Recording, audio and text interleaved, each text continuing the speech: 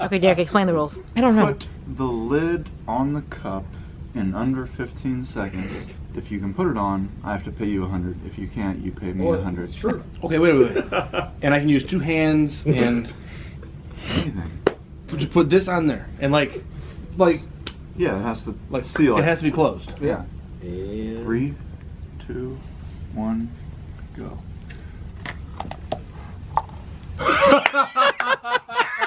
No way.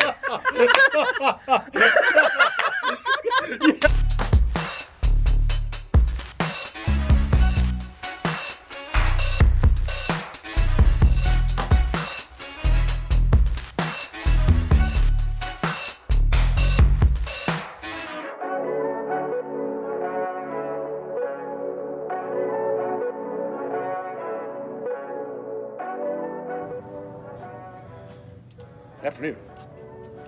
It is Saturday, the 18th of January, and we find ourselves in beautiful Tunica, Mississippi for the World Series of Poker circuit. With Grace, she's already downstairs playing, and there's lots of Henson Mob members here. Craig Welko, Derek Schrader, Greg Redouche, Nick Burris, who's a close personal friend of the vlog and the Henson Mob, Jeffrey Choplin, also here, and Johnny Masters.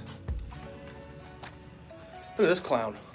No, you gotta stay for the vlog now. I just told you Greg Redouche was here. Is this your first time on the vlog? Tell us a bad beef story. No. Nobody wants to hear any bad beat stories. So I'm going down to play 2-5. He's probably going bullet 5-4. I was joking, but he's not. Bullet 4. Where are you going? Where are you going? I'm on the elevator. I don't know where that one, man. Oh, I'm going down to play 2-5, and Greg's going to dust off a 4th bullet. Maybe 5. 5 bullets.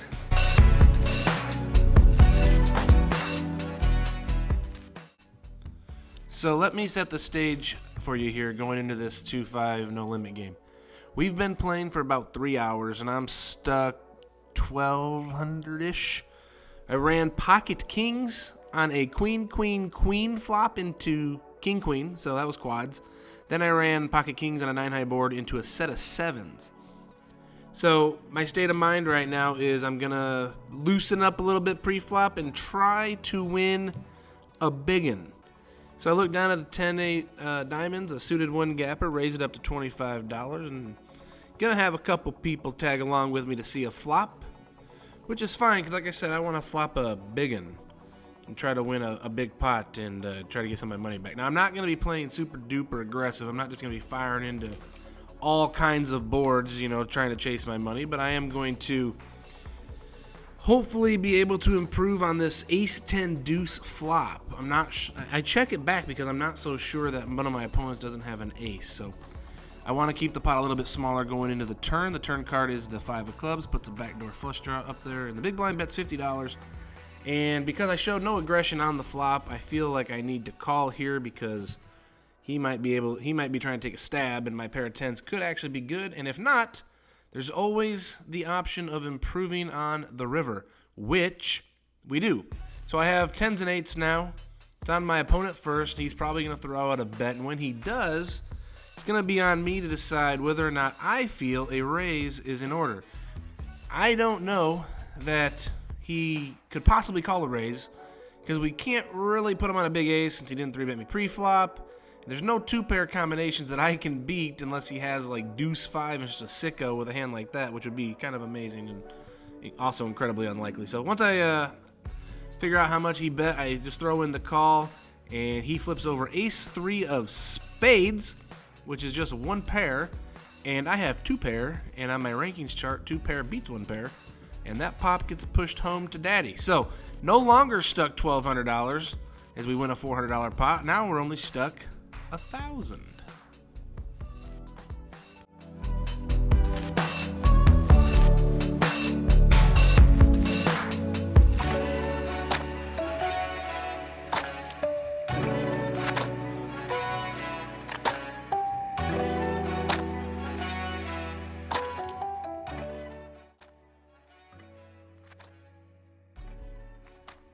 All Alright, we already saw what I can do with a suited 1-gapper in that last hand. Well, how about a suited 2-gapper?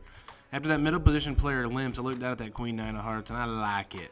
And I'm going to raise them up. Make it $25 to continue in the pot. And right now, we're going to have a fold fest because everybody's scared of the guy that's down $1,200. Oh, I'm sorry, down $1,000. Eventually, it's going to make its way back over to the middle position player, and he's going to have a decision to make whether or not he wants to tangle in the streets with a man with a suited 2-gapper.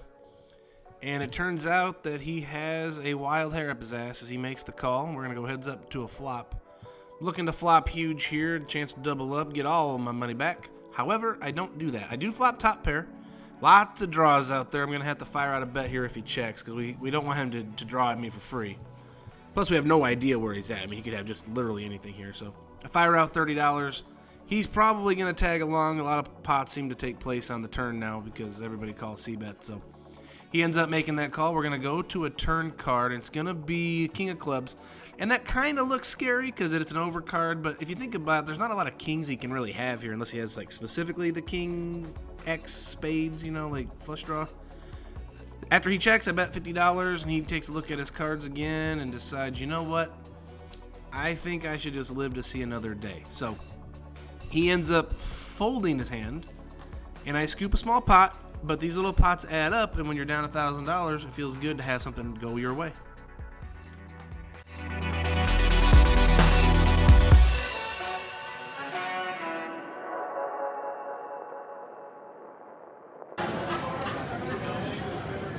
Clown, clown, clown.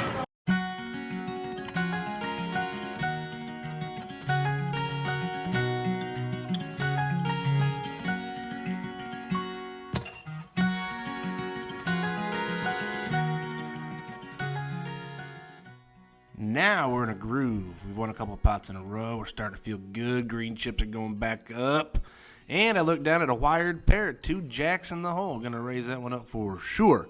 I know a lot of people don't like to play jacks like their least favorite hand because I think it's hard to play. But I'll tell you this, if you got pocket jacks on every single hand, you would be one of the biggest winners in poker, I guarantee it.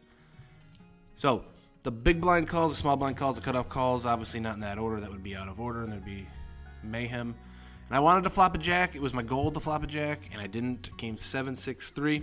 And yeah, I know that hits their range because, whatever, I don't care. I'm just going to fire out when the blinds check to me because I have pocket jacks on a 7-high board, and I think that that's probably a pretty smart play. So after I fumble around the chips, I do finally push them forward over that line there. Get a fold from the cuff, which is fine.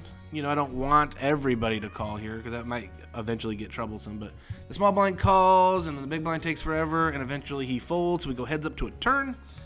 And it's a King of Hearts, so that completes the rainbow. Again, it looks like a scary card, but is it really? No, it shouldn't be, because what kings is he calling with? Like, King 7? Nah, it doesn't make any sense. So he checks, I bet, and when it gets back to him, he decides that he can't handle the heat.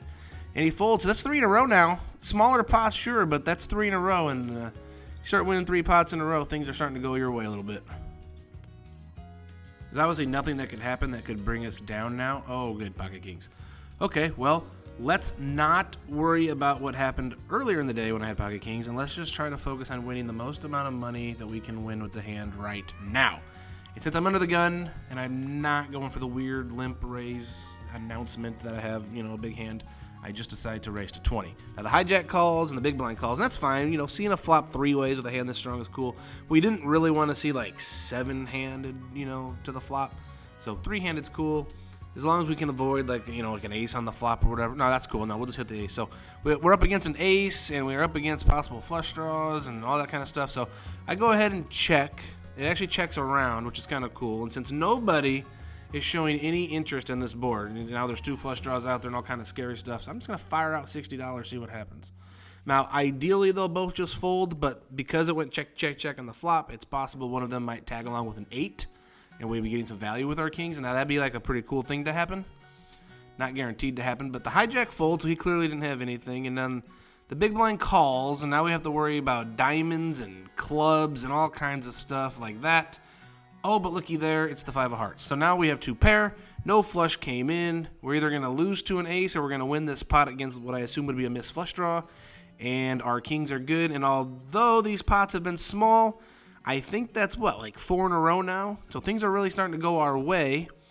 Let's hope we can continue it because we still got a little bit of ways to go. We're probably down like what, like $800 right now? Because these pots have been pretty small.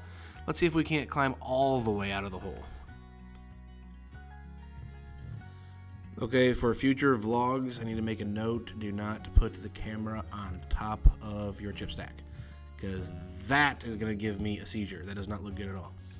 Now I'm under the gun again when I look at 2 red 9s.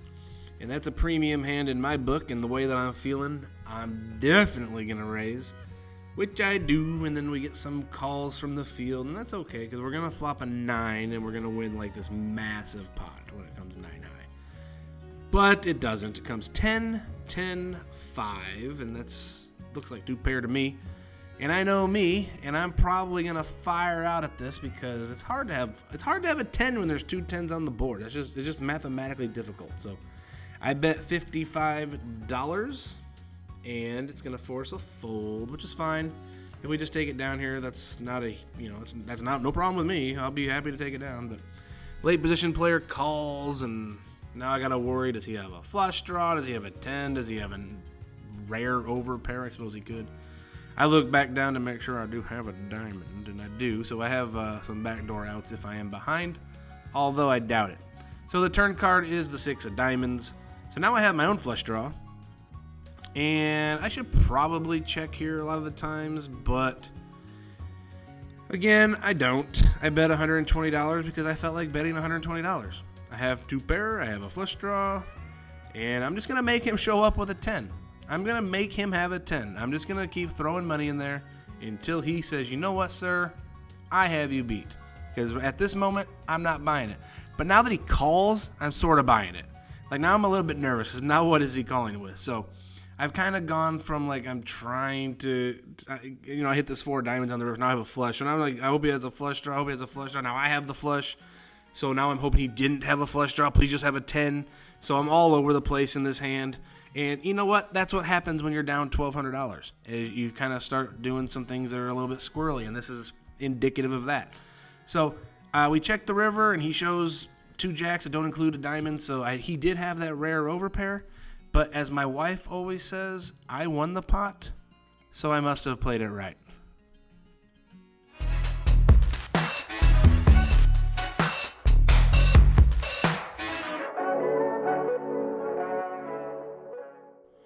So now I'm running red hot. Nothing seems to be able to go wrong. I'm winning pots left and right. I know I keep telling you that they're small because they are, but they're starting to add up and we're starting to make good progress. I'm starting to feel really good. And now my table has loosened up quite a bit, and I have the entire Henson mob behind me watching, and I have the audio turned down so you can't hear, but they're making fun of me and making jokes, and we're all having a really good time. And in this pot, we have a limp, and I got people watching me. They see my cards, and I'd be lying if I didn't say I was just kind of raising to mess with everybody. So I raise it up to $20 with an offsuit Jack 10, and the big blind calls, and the fella down there, he makes the call as well. And that's something I should be paying kind of attention to because the guy down there, I know him, and he's not gonna fold. This is just stupid, just throwing money away for no reason. So the flop does come okay for me. It's 8-9-4 with a flush draw. And I don't care. I'm going to bet anyway because, like I said, I'm trying to show off my friends. I'm going to try to get this bluff through. So I make it 35, and they both could not have called me faster. You see me right there show my hand to them in case they missed it. The turn card comes, and it bricks off. It's an ace of clubs. Again, I don't care. I just want to win the pot. I want to show off my friends. I want my friends to think I'm cool. So I put in the $120 there, hoping to take it down right here. And we're halfway there, and you see him reach for chips immediately, which is probably bad for me, and it is, because he calls. So now we're in really bad shape. We have nothing but Jack high, and the river card comes, and it completely misses all the flush draws, the king of spades. My opponent checks, and I looked him up and down. I just refused to put in that third bullet. I just don't think he's going to fold. So he announces Jack high, and I have the nut Jack high. So I flip my hand over very confidently. It's a $400 pot coming this way with Jack high. So as I told you, the table loosened up quite a bit. And now we're in good shape. And this is the part where I should have video footage for you now of the biggest pot of the night that I played. But I don't.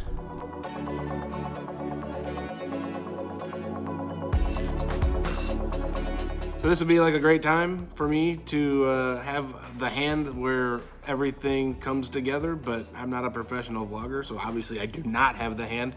But listen to this hand, it's kind of a crucial hand. So we have a button straddle and a call. Everybody seems to call. I look down in the cutoff with the king 6 of spades and make it $90 to go because I just want to take all this beautiful money and just have it. But no. So the straddler calls, and he had no reason to do that. I guess he has position. He just calls, and then the big blind calls. So 3 ways to a flop, and it comes king, 6, and a 4 with 1 spade. So that's pretty good for me. I'm liking life right now. It goes check, check, and I throw out a $100 chip. It goes call, call. So far, so good. Everything's hunky-dory. Turn, 7 of spades. Well, now I got a flush draw, 3 kings and 6s. So this is pretty good. Check, check. I bet 160, trying to keep them both in. Big blind folds. Old man in the big blind now makes it 320. Oh boy. I'm not folding and I'm not raising because everybody knows when an old man min clicks you on the turn, he's got the nuts. So I just call. River, 8 of spades. Old man all in. He goes all in for $730. I am not smart enough to find an ace high flush that this old man could min raise me on the turn with. So I make the call and sweet Lord, sweet justice, send that pot my way because he's got top set 3 kings. What?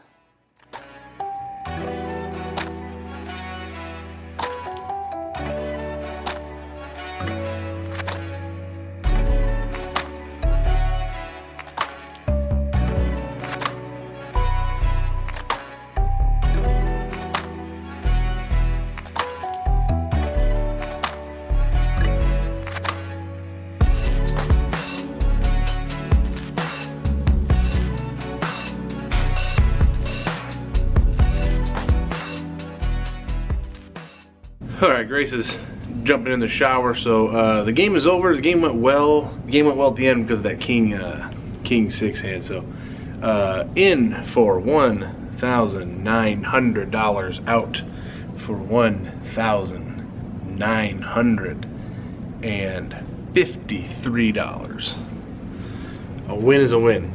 If you like these videos, do me a favor, hit the thumbs up, hit the subscribe, do all that fun stuff. Comment, follow me on Instagram, and I'll post every like 10th day. And I will see you guys in 1 week. Bye.